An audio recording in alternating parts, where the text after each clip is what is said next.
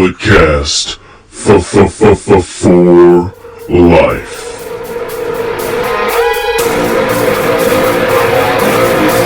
Get up, this is a revolution, this is our time to rise. Look deep within your mind, look deep into the hate in my eyes. Ladies and gentlemen, you know the name, you know the voice, you know exactly why I'm here. Just in case if you don't, I am a 24-year-old piece of gold, the messiah of the microphone, and the greatest sports recreational podcast in the world today, the Pod Father. And ladies and gentlemen, these are trying times for our nation and the globe. You know, but I have somebody to help me get me through these trying times. We're not in person, self-quarantine and all, but he's always on the line. He's my tag team partner, the Jimmy to my J, the Tully to my R, the Stevie Ray to my Booker T. Ladies and gentlemen, he's the host of the award-winning Under the Radar, host and creator of Curveballs and Chair Shots, the first ever Bulletcast champion, the Canadian Destroyer, BT, Brandon Tan Guma. Brandon, how are you doing during this trying time in America? You know, Phillip, I'm doing okay. Sitting back, self-quarantine, social distancing myself from everybody. And you know, Phillip, I warned you. I told you this was going to happen last week. I might not be able to do these predictions for this title belt like I used to, but I can predict a pandemic when I see it coming. You know, I know last week I said that it's a work. I gave all the reasons. WrestleMania has been moved to the Performance Center with 0 fans in attendance. Now it's real. Now it's a shoot, brother. It is a shoot. I guess we can just jump right into it. You know, I did a podcast about it yesterday. Go check that bonus episode out. But we're here to get Brandon's real thoughts about this. WrestleMania 36 has been moved from the stadium in Tampa Bay to the Performance Center with 0 fans in attendance. And as of yesterday, it has been made a 2-day event with Rob Gronkowski, a former New England Patriot, hosting the event over the 2 days. Brandon, what are your thoughts, man? Well, we kind of saw this coming. I thought, as we talked about it last week, that it seemed like it was going to be a foregone conclusion. I think the mailman might be at the door. That I believe that this was going to happen, either a suspension or a postponement of some kind, but they just decided to go on with it. And, yeah, I mean, why don't I smack the dogs around and tell them to shut the hell up, and then I'll come back in like 5 seconds. All right. Well, Brandon has left to go assault dogs. You know, to go inflict harm on animals, Michael Vick style, probably. I don't know. But yeah, this is just it's a crazy time we're living in America. It's a crazy time the world's living in. You know, self-quarantine, self-distancing, I think that's what it's called. I've been practicing that my entire life, so I'm chill. I've been ready for the coronavirus, supposedly. But yeah, man, I mean, I just don't know where we're going with this. You know, Brandon, are you back yet? Oh, I am back. It wasn't the mailman, you know. I had a visitor. Oh, wow. Okay, bye! Oh my God! You're saying bye to me? What? You know, usually I do this like, you know, alone and at my house, but you know, my uncle showed up, and so then he came by. You know, it's a trying times here because unfortunately Ronaldo passed away. We had to put him down a couple weeks ago, and his ashes came in today, so he had to pick that up and he dropped it off. So R.I.P. Naldo. He got out before the coronavirus got him. It's we'll get through this, Phillip. I'm sorry for your loss. Yeah, so anyways, back to WrestleMania before I was so rudely interrupted. I mean, I thought this was going to happen. I thought they were going to postpone it just because it's WrestleMania. You shouldn't... WrestleMania in front of no fans, like, isn't right. You should have it, like, in front of somebody. You should have it in front of a crowd and the pomp and circumstance and all that other good fun stuff.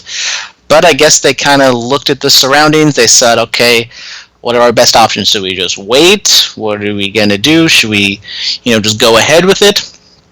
And I guess they decided, you know what, let's just truck ahead. We've done all this build. We've done all this stuff. Might as well have the show in front of no fans. A 2-day event, but also in multiple locations. Don't exactly know what that means yet. Are they going to do some pre-production? Are they going to do some like pre-taped matches? Like Bray Wyatt challenged John Cena to a Hooters bar fight, so that should be fun if that actually does happen. But This is mostly the 2-night event, and the multiple venue event is probably mainly because of the limitations on how many people you can have in a space at a certain amount of time. So with all the people that are going to be there, workers, staff members, wrestlers, everybody that goes on in that big ass company, it makes a lot of sense to kind of space everything out. You can have 50 people in the however many locations there's going to be, and you can still obey the law and put on a show. Yeah, I mean, I didn't know that they were going to do 2 separate locations. I didn't hear anything about that. But yeah, man, the show must go on. I mean, Vince, he firmly believes that. Like I said yesterday on the show, Owen literally fell from the sky and died in the ring, and the show went on. You know, people want Vince to postpone it, but that's not going to happen. I saw a rumor that June 7th at the Garden, they could have postponed it all the way until then. A sold-out Garden for WrestleMania. I thought that would have been cool. That would have been interesting. But we do have some fan mail questions. Hootie Who 420. Hootie Who. Not even a question, really just a statement. WrestleMania in the Performance Center. What in the bloody bullocks, Vince? Come on, man. I know people crap on the company, but this is insane. Yeah. Yeah, it is insane. Robert Walker says, I'm interested to see what WrestleMania will look like in the PC. How would they pull this off? You know, I said they could probably have personnel, you know, backstage interviews like a Charlie Caruso, a Caleb Braxton, even throw Sam Roberts, Peter Rosenberg, throw those guys in there. Let them be the fans in the audience so that we still do get crowd reaction, you know? Well, we're going to get to AEW, and I did enjoy the wrestlers in the crowd kind of cheering on you at the face side, at the heel side. They still were spaced out enough to where it wasn't, you know, they weren't breaking any of the laws or anything like that, but we're going to get to AEW and all the stuff that they did to work around the empty arena. Absolutely. I guess we can just keep going with outside of the ring since we're here. WWE Hall of Fame has been moved to SummerSlam weekend, and this is the big rumor going around. I think that's the right move. You know, give this a few months to dissipate or whatever, because you can't induct Batista, and the NWO, and the Bella Twins, and the late great Davey Boy Smith, and Jushin Thunder Liger has been announced for the Hall of Fame. You can't induct all those people with no crowd, no audience. You know, there's no physical Hall of Fame, so the Hall of Fame is the ceremony. Yeah, shout out Jushin Liger. Definitely well deserved. There are rumors going around that he was going to get inducted, and it finally came out that he did. And it's not official yet, but rumor and innuendo speculates that it might be at SummerSlam, which is a good move. It's, you know, the next biggest pay-per-view, I would say, just in terms of the weekend and all the other stuff that goes around during that time. I forget, are they? I don't even remember. Do you know where SummerSlam is supposed to be at this year? Is it in Toronto? It's in Boston. Yes, it's supposed to be in Boston. The TD Garden. Because New Japan is running the Madison Square Garden same day for NXT on Saturday. Yes, so it all kind of makes sense. It all comes full circle. It does all come full circle. It would be interesting if Liger is at the Hall of Fame ceremony, if it is on whatever Saturday or something, while New Japan is going on that exact same day. I think the Hall of Fame would be on a Friday.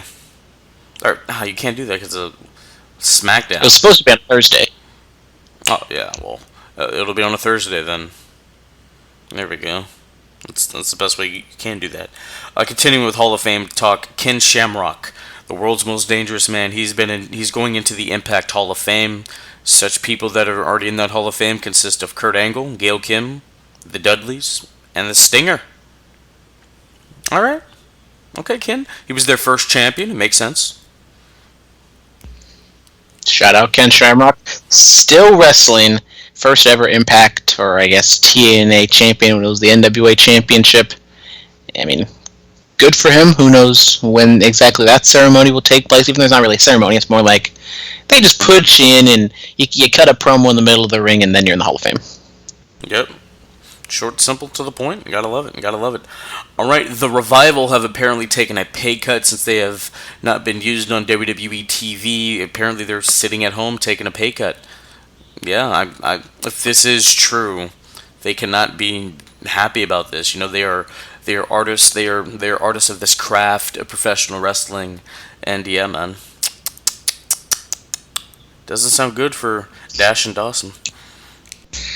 Well, it's because they've wrestled so much that they've met their downside guarantee, and now that since they're apparently not going to sign with the company, they can just sit at home, especially during these trying times. If they're not going to be used, they're not going to be at the building, and since there's still shows going on, I would assume they don't do the thing where they can just hold out and save that time up and then roll it over to where they can just hold the person hostage, which I mean, we've seen it with some other wrestlers, like Jeff Hardy. I think Jeff Hardy's time has been held up. Who knows what he's going to do? Is he going to join Matt eventually? Is he going to stay with WWE?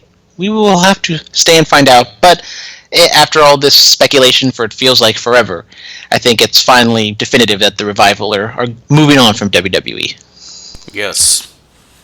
Shatter Machine, FTR, Forever the Revival.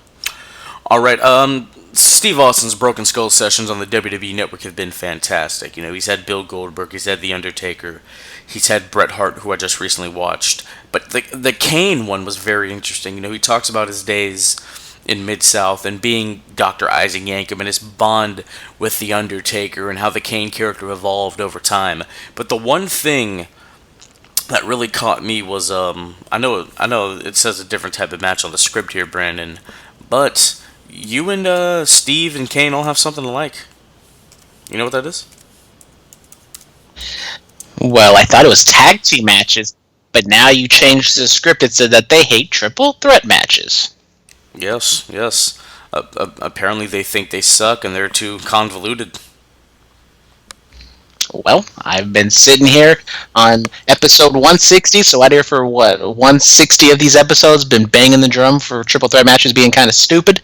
They can work at times, but it's just simple mathematics. You got three guys or girls in the ring.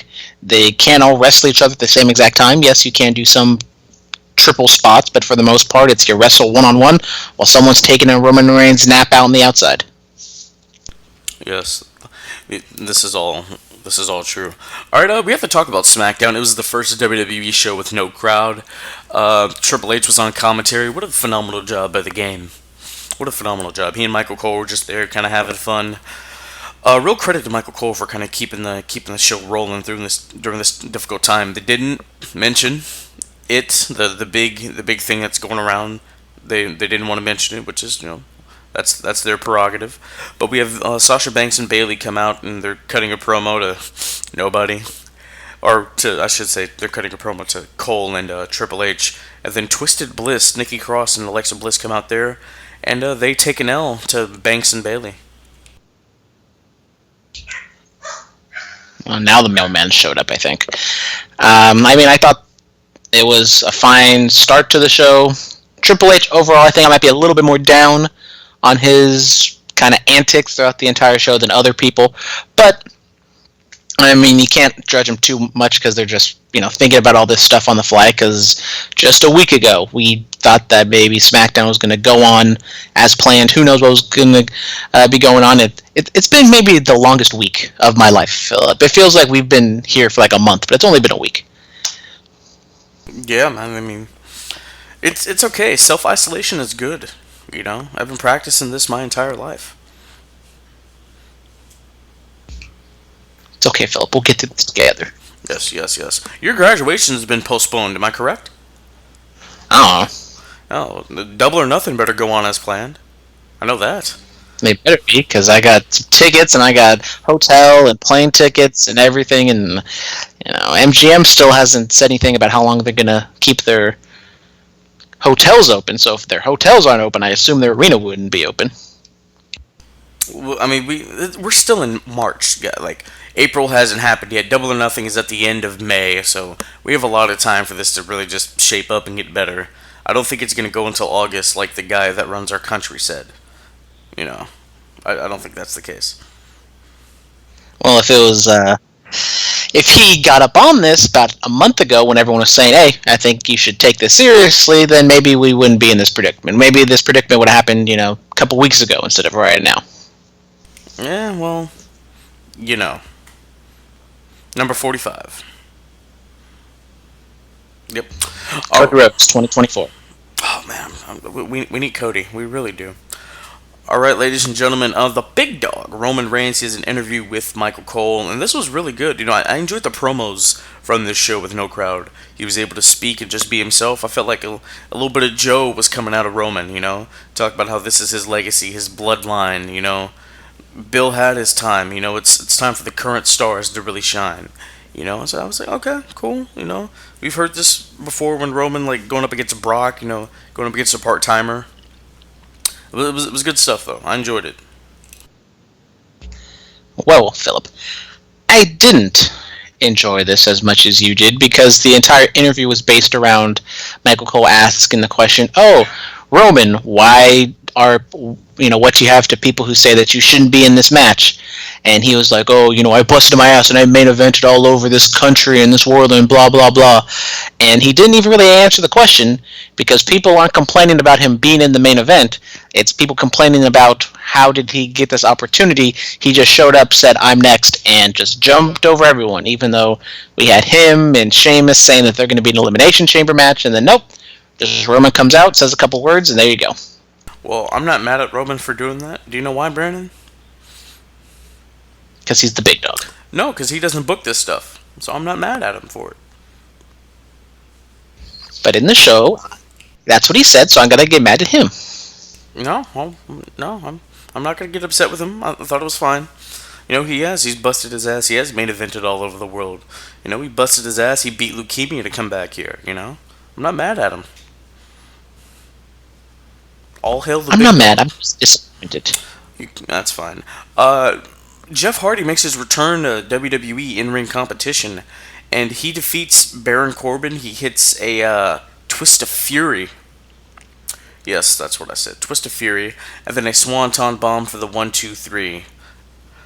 Yeah, so apparently Rebby Hardy trademarked Twist of Fate, and now Jeff can't use it, so with Twist of Fury, it's basically the Twist of Fate motion, but now it turns into a neckbreaker, not the weird stunner thing that he was doing, not even the regular cutter. It just turns into a neckbreaker now.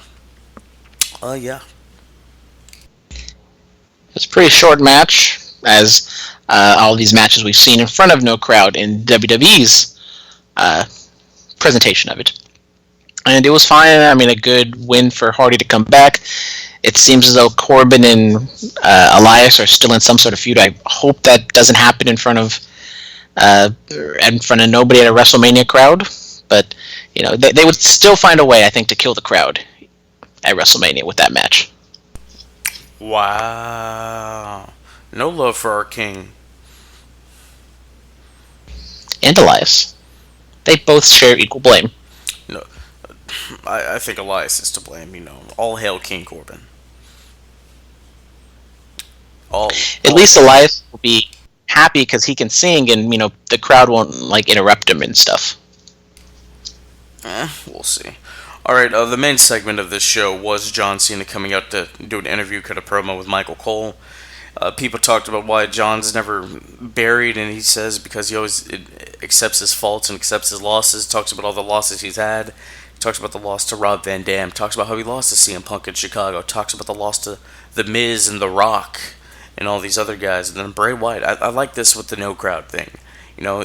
John was all serious, and then Bray's just sitting in a chair all by himself, like, "You're so funny, John."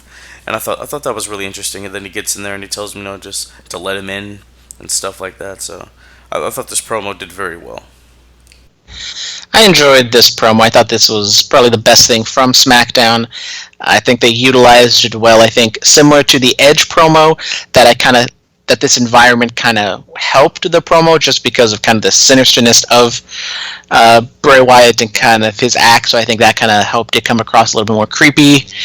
And just kind of the back and forth, I thought it made sense. They are pulling from history. And I'm just sitting here waiting for that Hooters bar fight. Should be a hootenanny. The Hooters bar fight. I mean, how many waitresses can be in attendance for the Hooters bar fight? That's the real question. That's what I want to know. Well, let's see. There's Cena and Wyatt. There's going to be 2 people plus the camera guys, so that's going to be 3. Maybe another producer, so that's 4. So, you're working with, you can have a full staff of the waitresses if you want, Philip. You can have, 20 of them. If we have 20 of them, I think that'll be very, very good. Yep. Philip, have you ever been to Hooters? I've been to a couple Hooters in different areas, different states. Been to a Hooters in Pensacola, Florida. Been to a Hooters in Dallas, Texas, and I have embarked on a Hooters. What is it in Dublin, California? Yeah. So. If you were to rank the Hooters, Oh, what do they all rank? I'm not doing that. I would never do that. I would never. Just like, based on the service. The service, it was all lovely. I have no I complaints. bet it was. I have no complaints. Everybody was top notch. Yep. Yep. Fried pickles. That's the one thing you got to get. I'm not really a fried pickle boy. I'm a wings man. Chicken breast man. Oh my. We went there. Yes, We're going crazy out here in quarantine. Oh my God, yes we are. All right, moving on from that, inside of the ring, cancel culture. Brandon, are you familiar with this? I'm a little. I don't want to assume what it means, Philip. Why don't you just tell me? No, make an assumption. I want to hear it. Well, I was just going to be like, everything is canceled because of coronavirus. But, you could go like cancel culture, like Vanessa Hudgens. She got canceled because she started talking about coronavirus. And, I got to stand up for my girl, Vanessa Hudgens. I heard about that. Vanessa Hudgens holds a dear place in my heart. Little 10-year-old Philip watching High School Musical. Good times. No, so what cancel culture is, it is the new group of Joseph P. Ryan, Rob Van Dam, and Katie Forbes in Impact Wrestling. Yes, Joey Ryan now goes by Joseph P. Ryan. He says you are no longer allowed to be impressed by his male, his male equipment. He would no longer perform that move. He said, RVD says that people wrestling under the influences of substances is absolutely disgusting, how he hates that. The crowd starts chanting, "How high are you?" And Katie Forbes, who is a very voluptuous woman, she now wears a giant fur coat because we, the people, are not allowed to look at her figure anymore. Yes. What an interesting time we are in. So you're telling me they're the new right to censor? So what you're telling me? Basically, but without the stupid right to censor. I'm not gonna lie, kind of underrated faction. Underrated theme song. Theme song is fire. It was fire. Cancel culture. I'm a fan of them. I really am. I can't wait to see it live if I ever get to go to a wrestling show again. Quarantine and all. Yeah. All right, moving on from that, NWA, the Crockett Cup has been postponed for about a month and a half or two because, we have to quarantine ourselves, ladies and gentlemen. This virus has really just ruined wrestling. It really has. It's ruined my broadcasting career. I had interviews lined up, and now they can't happen because of this. Oh my God. I don't know. Okay, Philippa. What happened? Oh, no, I'm sorry. I was just scrolling through the Instagram. And you look at the thirst traps, I feel. Look at the Hooters girls. No. Oh, my God. Melina? Oh, my God. Anyways, while Philip steps away to take care of business while he's on the Instagram, I'll talk about Mania Madness. You know what? We're just going to jump right into it. We got the second round of the greatest WrestleMania entrance of all time, because just like on Raw and SmackDown, we don't got our regular scheduled programming stuff to talk about, so, we got to fill some time to make time. I don't know what I was going with that. So anyways, we're going to start off with the underdog, the Limp Bizkit entrance with The Undertaker from WrestleMania 19, taking on John Cena's You Can't See Me entrance with all the little mini John Cena's from WrestleMania 25. Philip, I'm riding the wave. I'm going to let Limp Bizkit and Undertaker just keep on rolling through the bracket. I don't know. I've returned. Oh my God, Kelly. I'm sorry. And let me put down the phone. So Undertaker's Limp Bizkit is going up against who? The many John Cena entrance from 25. Keep rolling, dude. Look at that. Undertaker and Limp Bizkit just strolling their way through the tournament. You'll love to see it. So then we move on to Triple H's entrance from WrestleMania 31, the Terminator entrance going up against the iconic walk from Stone Cold Steve Austin. One more ride. No real fancy gimmicks, as would be the case for Stone Cold's entrances.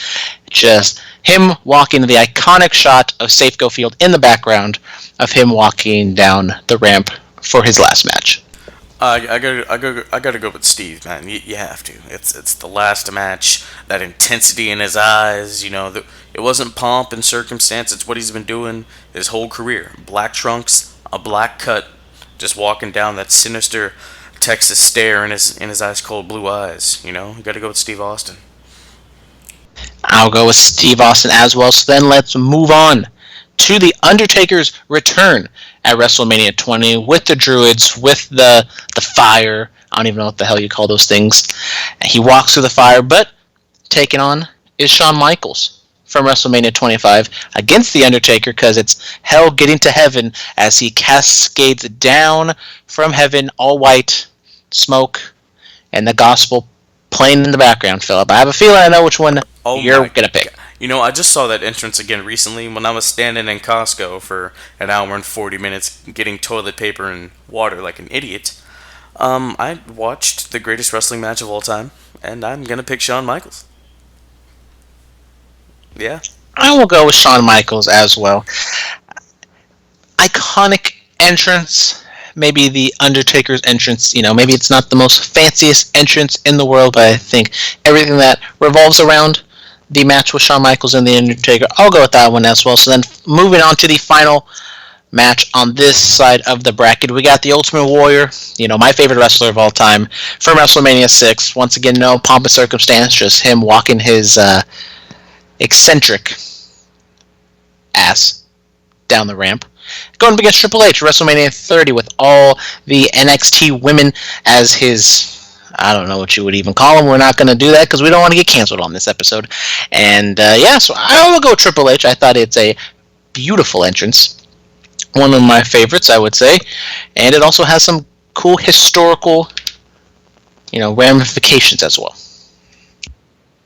That's interesting. What were you going to say, Brandon? Why can't you say it? I kind of want to hear it. I was going to say, sex slaves or, property or something like that. Oh, my God. Why would you say that? That's what they were kind of being portrayed as.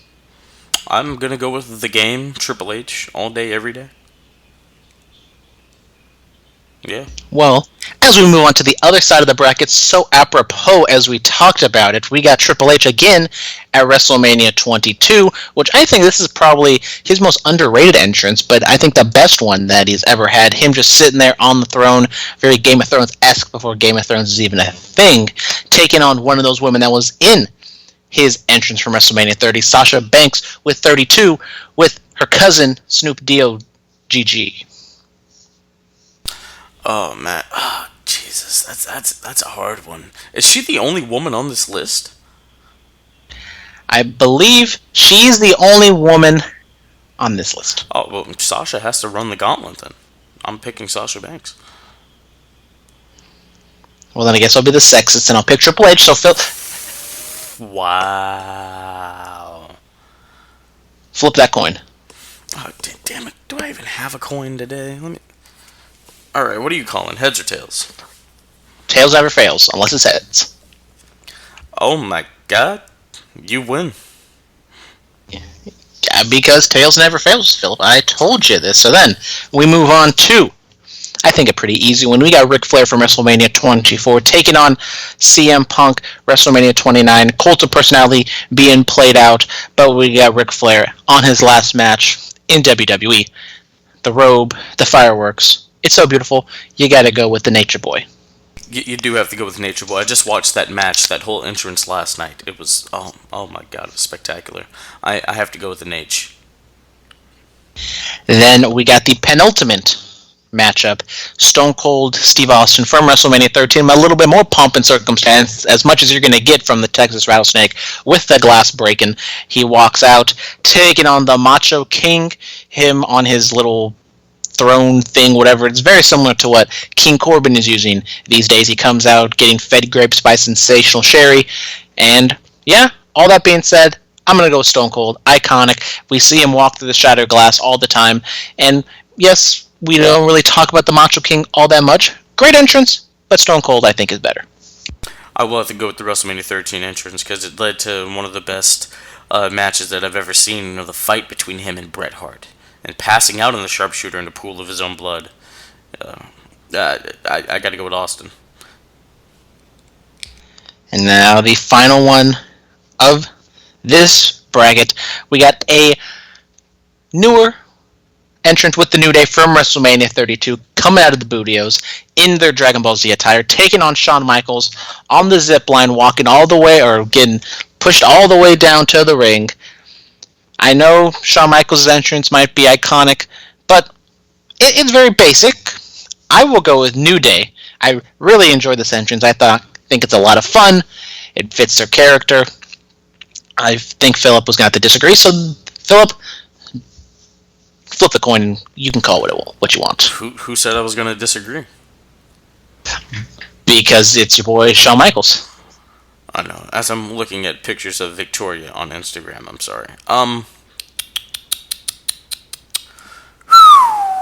Let me flip a coin. Tails never fails, right? I think I'm gonna pick tails this time. Let's see. I swear. Well, this is heads. I swear to God, if it's heads, I'm going to cry like a mofo. And wow, Shawn Michaels advances. Because tails never fails. There we go. There we go. So then next week we got the Elite Eight of Mania Madness. You know, March Madness might have been canceled. WrestleMania might be taking place over 2 nights in front of nobody. But damn it, we're still going strong. We ain't canceling this tournament. Absolutely not. All right, ladies and gentlemen, let me get to this day in wrestling.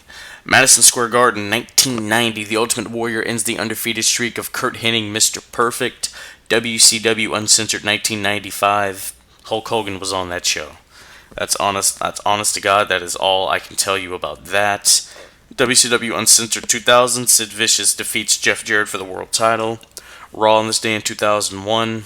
The Dudleys defeat Edge and Christian to become tag team champions. SmackDown on this day in 2002. Rico makes his SmackDown debut. Alright, moving on from that, let me go to the fan mail. Let's see what else we have here. Jack of all trades. I heard the theme song thing when you walk into a room. Question. Oh, I guess he's talking about last week. He says mine would be Dusty Rhodes' WWE theme, baby. Okay. You know what, Brent? I think I might have to actually change my theme song walk-in, you know? I think I'd be a Razor Ramon guy. Let the scourging of the tires play as I slowly walk into a room with a toothpick in my mouth. I think that'd be fantastic. Alright, Jack of all trades yet again. Guys, AEW was great this week. This was how you run a show with no crowd. No, wait, it wasn't great. It was wonderful. Yes. Obviously, we are going to talk about that. And last up is Dan. I feel so bad for Drew. This is his biggest moment in his career, and it will be in front of no one. Yeah. Yeah, Brandon, what are your thoughts on that? Let's say Drew does beat Brock. What are your thoughts on it being in front of nobody? I mean, it's absolutely terrible for Drew.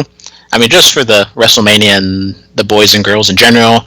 I mean, as much as we make fun of how much everyone just gets on the card in these battle royals, and it's like, why are they having these dumb matches? But when push comes to shove, you know, these are big deals and big paydays for these guys, and then they do all this hard work for a year, and it kind of culminates not only at WrestleMania, but then you have the access and all the other kind of stuff that goes around with it, and then just getting taken away like that. It sucks, but they're not the only ones who is getting affected by this. I mean, not only Drew, you know, Shayna Baszler, people are saying that she's going to win. This would have been her big moment. She's not going to be in front of anybody. For the most part, if I'm trying to go off the top a lot, I mean, Edge's return match, like, yes, he came back for the Royal Rumble, but, like, him actually coming back for a real match was going to be at WrestleMania for the first time, and that's being taken away from him. So, you know, there's a lot of firsts that are being taken away, and I think Edge and Drew McIntyre are definitely those two that kind of stand out, as it sucks. Yeah, it's. I alluded to that. You know, Edge's first match back in nearly damn 9 years, and no one. That's. Oh my God, we can't do that. We can't do that to Edge. Speaking of Edge, you got a promo on Monday Night Raw.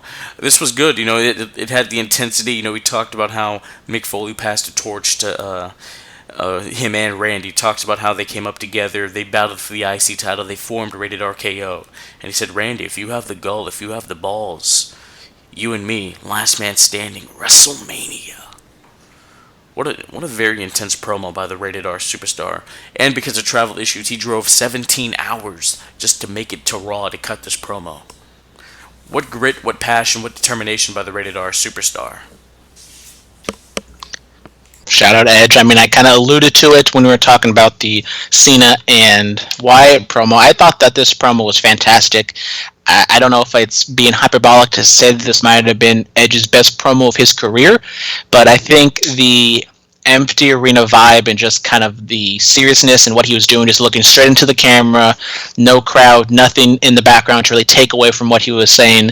It really, made it really intense, and talking about how Beth Phoenix was gonna come out and retire him again, but then after what Randy did, and he just messed everything up, and he's gonna pay, and everything in between that he said, it was fantastic.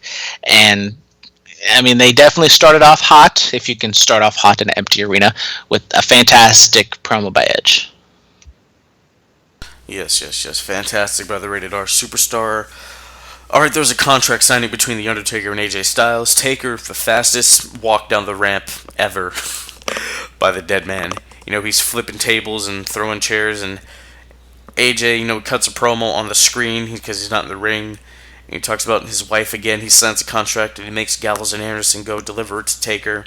And they walk out to the ring. The lights go out. Taker gets behind him, starts beating him up, throwing him into the barricade and stuff, and signs the contract. So officially, the Phenomenal One versus the Phenom at WrestleMania.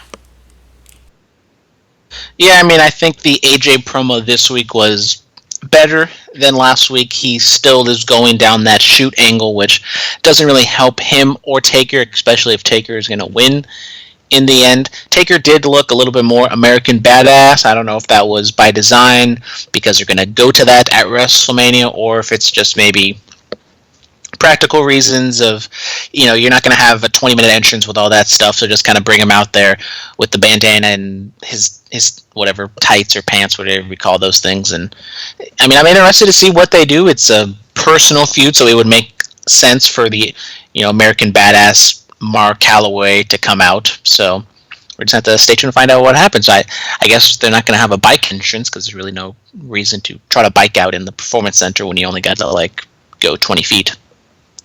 Maybe a wheelchair. He can keep rolling that way. Ha ha ha ha ha ha ha ha. No. Damn. Yeah. Alright, Rey Mysterio defeats Andrade. He got a clean win over the United States champion. This was good. The only match that actually did happen on Monday Night Raw, because they replayed, the Royal Rumble match, I believe? Yeah. So, I mean, this was good, solid work. They always do great work together. Congrats to Rey. It was a good match, not as good as the other matches that they've had over the past year and a half or whatever. They did play the entirety of the Men's Royal Rumble. I don't know, especially with Raw, I think it's a lot harder to get through this 3-hour format with no crowd, just because you can't have you can't have wrestling matches like this in this setting. I think the AEW setting is much better for that. But the Performance Center vibe of just being so enclosed and you can just hear everything, it makes it really awkward. I don't know how long WWE can keep this up. If this pandemic goes on into May, June, July, maybe they look at having a postponement, just doing some best of and documentaries and just kind of throwing some stuff together for the next month or two, because I really don't know how long they can do this in this setting. Yeah, that's... what I want them to do is dive into their archive, man. If the Hall of Fame's getting pushed back, then I guess you really can't do what I'm thinking of. Show some Davey Boy stuff, show some Bella Twin stuff, and NWO and Batista. But I don't know. Figure out. They have to figure out something, man. you have such a back catalog, not only of their promotion, but other promotions that they own. I would just, after WrestleMania, power through these next 3 weeks, have a day after Mania show, and then just after, if you're contracted to run stuff, I assume, so they would have to put out some sort of product. I would just, maybe splice in some little promos and stuff here and there, but for the most part, just put up a lot of stuff that you can find on the network and just have it be a 3-hour advertisement for the network. And you'd be like, look, if you guys like this, here's some stuff that you can see. Here's a little taste of it, and subscribe to the network. Yeah, no, that's a really good idea, Brandon. I'm a fan of all of that. Becky Lynch cuts a promo forwarding her storyline with Shayna Baszler. She showed up in a giant truck. Tell us about your girl Becky. Well, it seemed as though that was probably going to be her entrance for WrestleMania. It made a little bit of sense because it was kind of Stone Cold-esque, and that was on 3/16 day, so it made sense in that way. Still, it was a little weird. She was driving a Peterbilt, shout out, because my dad used to be a truck driver, so I can tell the difference of the 18-wheelers. But I thought this promo was another positive step in the right direction for Becky Lynch after I've been kind of burying her the last few weeks. I think last week's promo and this week's promo were definitely much better, and she's taking Shayna Baszler very seriously. So I like that, and next week we saw Shayna a little bit, I think, or I don't know. We saw her after they did a video package, but good stuff. By my girl, give me that Becky. Yeah, it was decent stuff. That's all we can. We have to talk about this. Let's just get right to it. This is the weirdest Steve Austin appearance in history. He comes out there. He's reading off of note cards. He's like, if you want to know what Steve 316 days about, give me a hell yeah. And then they show the crowd. I don't know if this was on purpose. It had to be on purpose, I'm like, don't let him read off of cards. Like, at least, if you guys aren't going to address it, at least let Austin do it. Be like, I know we're going through tough times right now, but stay strong, we're here to entertain you the best we can. Stuff like that, man, And Byron, glory to God, all credit to Byron Saxton. The hell yeah! Getting in there, getting kicked in the dick and getting stunned.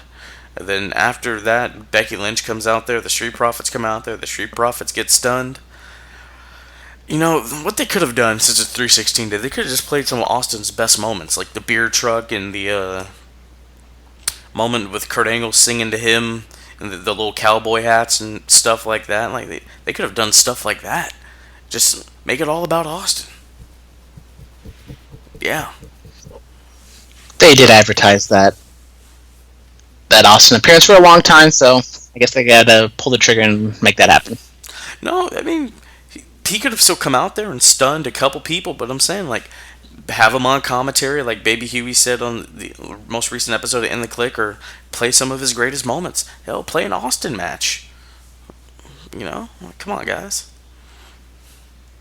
Speaking of commentary, going back to that Rey Mysterio Andrade match, Asuka was on commentary for no reason, just to be loud and annoying, and I enjoyed it just because it did fill time and filled, noise and sound, so you didn't have to just hear the bumps and just make the cavernous performance center.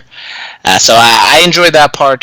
Asuka, I don't know why she was there. She is local, so that was probably a reason why they brought her in, but shout out Asuka. She was both on SmackDown and on Raw, so MVP right now is Asuka. Yes, nobody's ready for Asuka.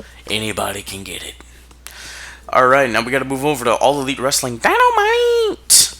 The Elite cut a promo. Now this is where they differ. They addressed what's going on. Show opens with Cody, and he says he's never thought of his circle as small, but he understands and he has a better appreciation for what he does for a living now more than ever.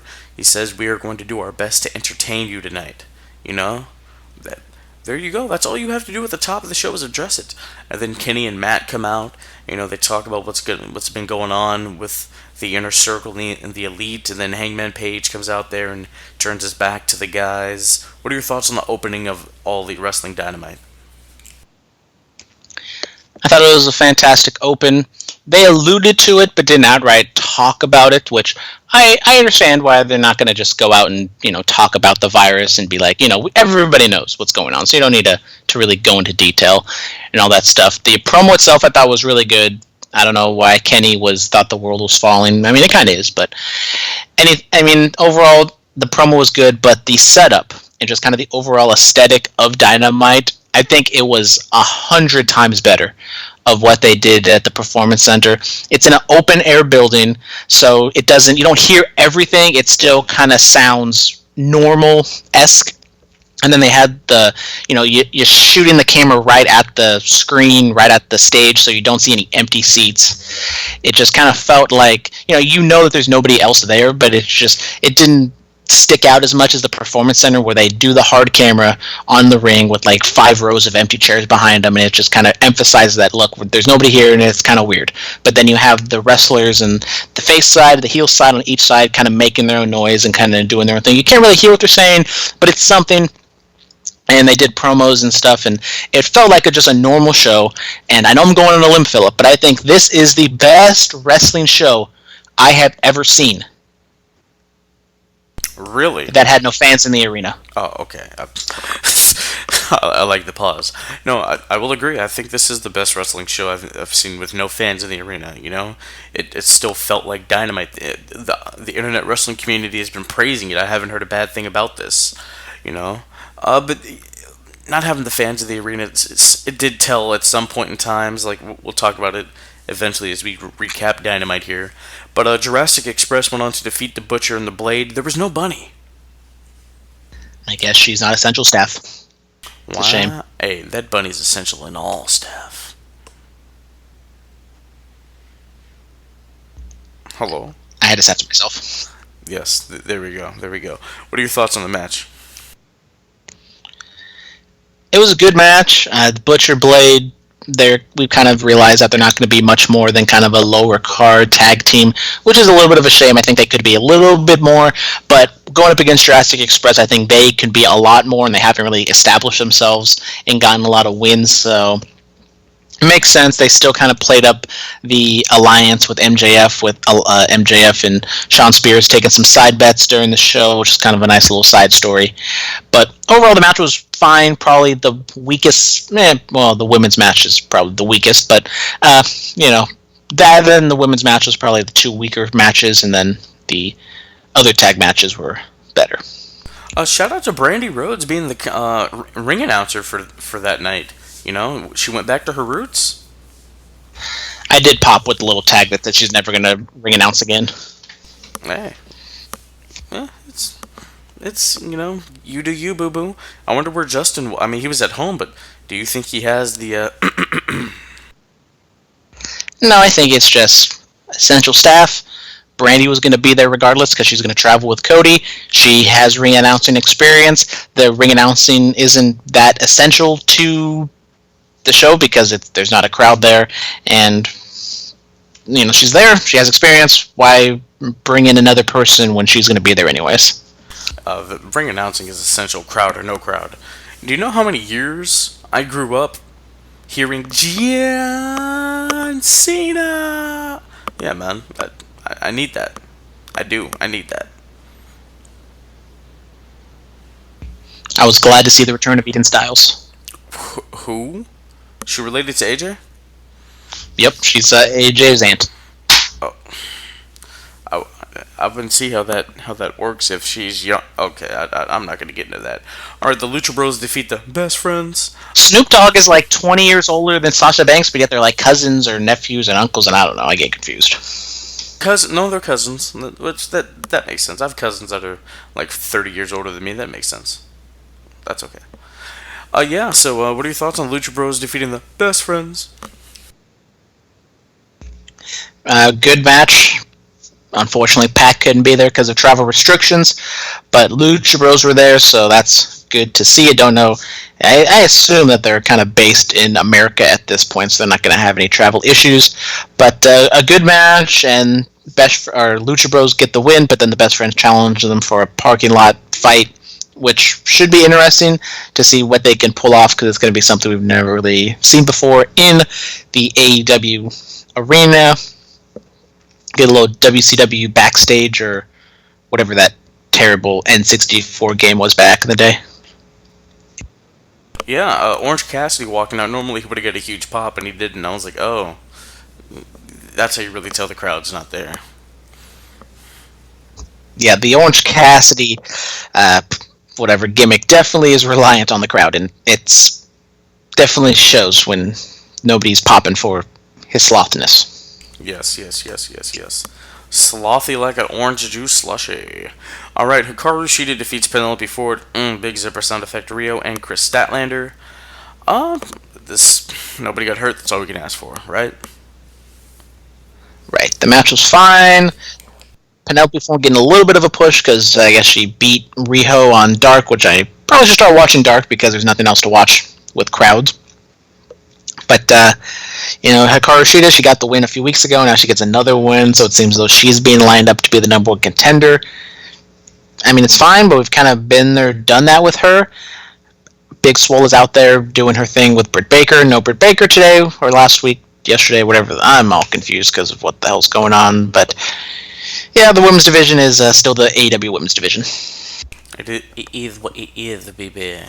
Alright, Brody Lee is the Exalted One, formerly Luke Harper in WWE. Yeah, man. I wanted him to be the lackey of Jake the Snake, but I guess this is better. This is a more high-profile story. Yeah, I mean, I liked it. They kind of did mess up a little bit because before they went to the full screen of the promo, Brody Lee was clearly walking out on the stage, so he either was a little early or someone cued him too early, but that kind of messed it up a little bit. I mean, you couldn't exactly tell who it was, but you can see something. I liked how they kind of teased that it was being Matt Hardy for like the longest time because it was very similar to what Matt Hardy wears in terms of his cape or robe or whatever the hell you call that thing. But then as he kind of went on and he talked, you could kind of tell that it was Brody Lee's accent. Had a nice little shot of Vince saying that Christopher Daniels isn't the only old man who didn't believe in him. And yes, the Dark Order is kind of a lower card faction at this point, but I think Brody Lee can rise above that. And I haven't seen too much of his independent work, but I've heard enough good things from people I trust that he's really good, and this promo is really good. I think him being the leader of this faction, whether the faction itself for the Dark Order is going to be kind of losing a lot of their matches, but he keeps winning all of his matches, shouldn't hurt him that much. The gear, wasn't the biggest fan of the gear, but I think it's just kind of jolting because I've seen him just wrestle in jeans and a wife beater for such a long period of time, and then he's actually wearing like loose fitting gear. Was a little jarring for me to see, but it'll probably grow on me in the next few weeks. Yeah, I think it'll grow on all of us. I think it really, really will. Alright, next up, the Inner Circle consisting of Santana Ortiz and the Big Hurt, Jake Hager, defeat the Elite consisting of Matt Jackson, Hangman Adam Page, and Cody Rhodes. The Inner Circle gains the advantage in the match beyond at Blood Guts next week. Blood and Guts. And since, Nick can't wrestle, they need another person, and Matt said he called upon a friend as a drone comes from the upper abyss of the sky. Not just any drone. That drone has a name, Phillip. It is Vanguard 1. Vanguard 1. Show some respect. I'm sorry, Vanguard 1. Comes from the upper abyss of the sky, and he comes down into the ring. Jericho's face, and Jericho on commentary is priceless. His facial expressions were priceless. And then the piano plays, and they pan up into the empty crowd, and there he is. Broken Matt Hardy is alive once again in the universe of professional wrestling. Very, very good. So good. You gotta love it. I enjoyed the whole ending segment with the match. The match was good. I think it is kind of an odd pairing of both the Elite and the Inner Circle with Santana Ortiz and Jake Hager going up against, a young buck, Handwash Adam Page. That's his name now for the time being. It's Handwash Adam Page and Cody. So just kind of all little, not really a team you would expect to be all together, but I think it worked. They played up a little bit of Page and Matt's kind of tension, but they didn't go too deep into that, so maybe we're going to see a payoff at blood and guts, which is what I'm expecting. Someone's doing something with the Elite, and then Matt Hardy comes out. I did like, if you follow Matt Hardy on YouTube, is he uploaded a Free the Delete episode right after the Exalted one was announced. So he's kind of trolling a little bit. So you think, oh, maybe he's going to do something else. But then, no, 20, 30 minutes later, he comes out, and he's going to be with the Elite, teamed up at Blood and Guts. Should be fun. I don't think that Matt Hardy is going to pull down the Elite. Who knows exactly what his character and gimmick is going to be. How is it going to be portrayed? Is he going to be super serious? Is it going to be very broken Matt Hardy, where it's like just all over the place and it's kind of a joke? But with Matt Hardy being an All Elite, you could run some shows or run angles at the Hardy compound, and that's kind of a way to have an entire show, some few segments for the next few weeks and months, kind of in the can while everything is kind of in flux. That's very true. I do think Jericho and Broken Matt Hardy, their interaction inside of the match beyond is going to be gold. Matt's going to be Delete, and Jericho will be like, "Shut up, shut your ass," or something like that. I think we're going to have a little bit of comedy inside of this match. It's going to be a very, very good one. All right, Superstar Spotlight. Who do you got? I have the entire crew of AEW for putting on a spectacular empty arena show. Brandon, who is your Superstar Spotlight? I will go with Edge. I thought that this is probably the best promo of his career in recent memory doesn't make a lot of sense because they've been wrestling very recently, but I thought it was very good. Overall, probably the best thing that's come out of WWE in this empty arena aspect. I do agree with you that AEW as a whole, just absolutely fantastic. They killed it. Who knows how long that they can run, not because of their capabilities, but just what the government and everything will allow them to do. But overall, AEW was a very nice show. NXT, a very different show. They didn't really run any first run matches or anything. It was really just a lot of sit-down promos. They took up at least an hour telling the Johnny Gargano, Tommaso Ciampa story, and then they did some promos with Rhea Ripley and Finn Balor. So very different from what AEW and NXT were doing. So who knows how long NXT will last, because TakeOver is canceled, it seems as though, and we don't know what NXT will do, if they're just going to run a show, if they're going to keep doing this. But difficult times, unknown times that we're in right now. Absolutely. Alright, ladies and gentlemen, promo pick of the week: Shawn Michaels and the Nature Boy Ric Flair. The Old Yeller promo, Monday Night Raw, March 24th of 2008. Ric Flair says that if he can't wrestle the best that's ever done it at WrestleMania, he doesn't want his career to continue. Shawn accepts, tells him he's going to give him the showstopper, the main event, the icon. He's going to give him Mr. WrestleMania. And then, as Shawn turns around, he turns right back around at Rick and he says, "You ever heard of Old Yeller? That we had to put that dog down? I'm going to do that to you at WrestleMania." Rick does what he does, slaps himself, starts yelling, cuts himself open. "Old Yeller! You want to talk about Old Yeller?" And he just starts slapping Shawn in the face. Great promo. Great promo.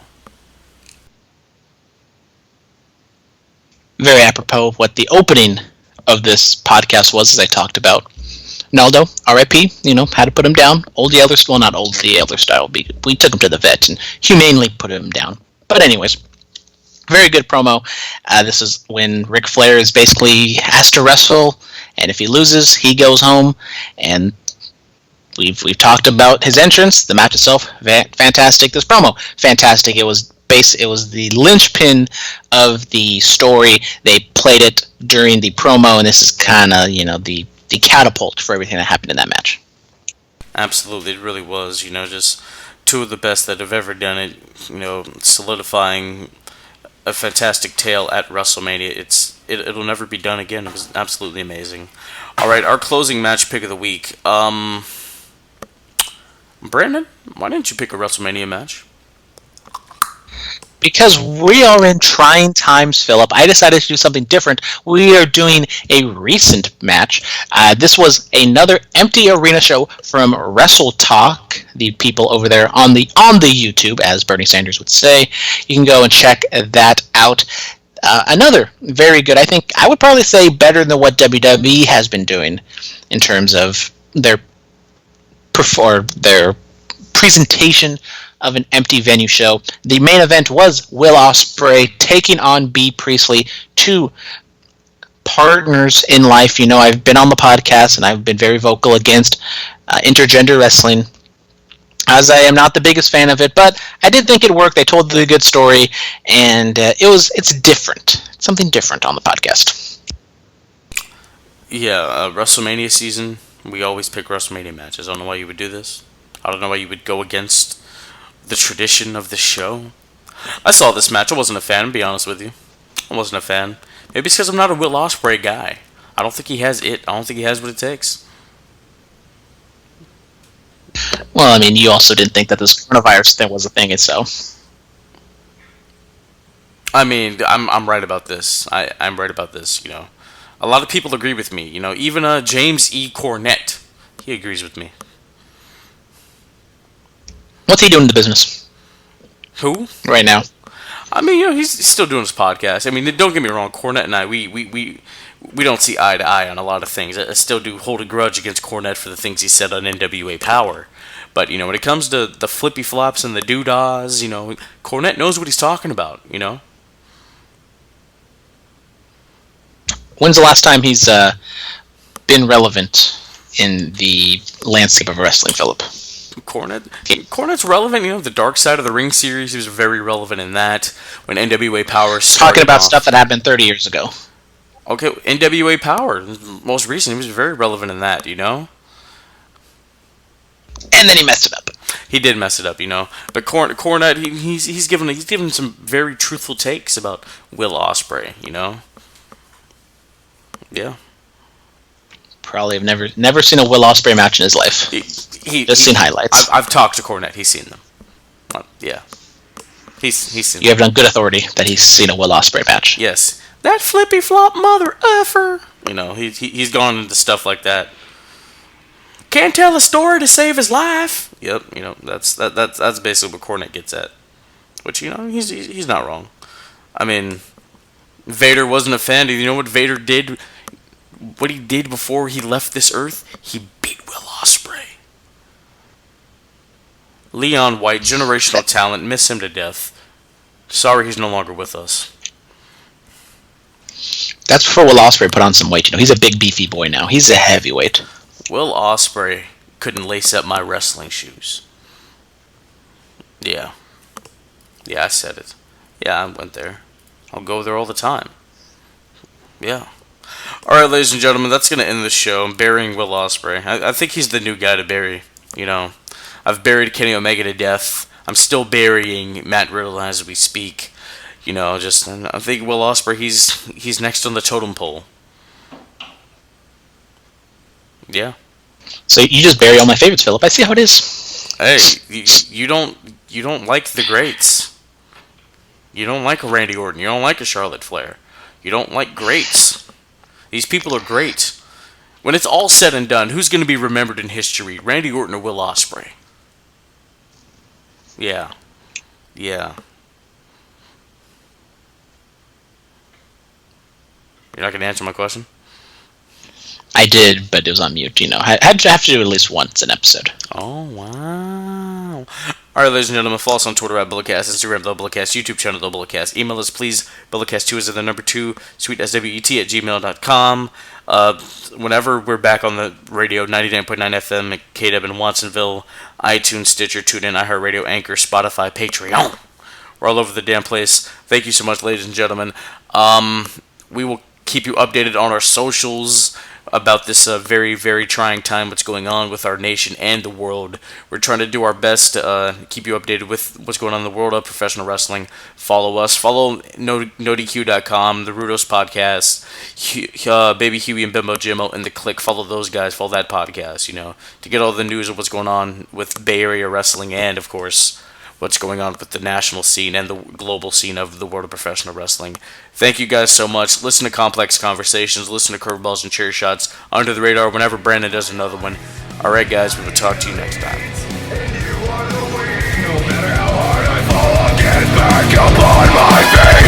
Red alert, this is gonna hurt. When your face is in the dirt, you'll know your death is. This has been the Bulletcast. Thank you for listening.